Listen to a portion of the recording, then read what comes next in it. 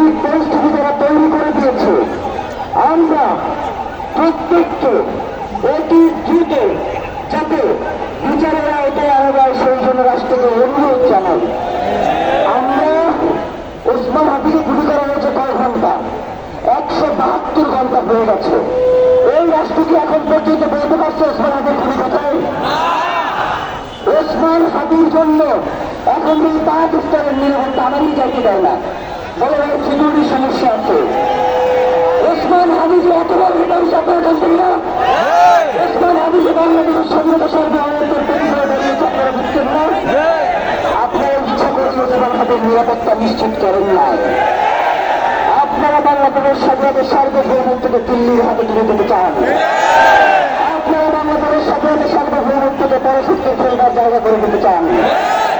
আমরা এই দেশে একবার জুলাই এসেছে, জুলাই আমাদেরকে শিক্ষিত করে দিয়ে গেছে কারো কিভাবে সাজ করতে হবে। 5 তারিখ থেকে 20 তারিখ পর্যন্ত, 5ই আগস্ট থেকে 20 আগস্ট পর্যন্ত আমাদের যে দায়িত্ব ছিল আমরা সেটা পালন করতে পারি নাই। ওসমান হাদির রক্তের মধ্যে দিয়ে ঘোষণা দিচ্ছি, এই দায়িত্ব ইনশাআল্লাহ বাংলাদেশের জনগণ নিজ দায়িত্ব পালন করে দেবে। বাংলাদেশে কোনো খুনের সাধারণ সুশীলতা নাই। টকশোতে গিয়ে যে খুনের পক্ষে কথা বলবে তার সাথে আমরা নাই। বাংলাদেশের জনগণ তাদেরকে প্রতিহত করবে। যারা এই খুনের সামনে ভয়ান কদম করেছে তাদেরকে বিচারের মুখোমুখি করতে হবে।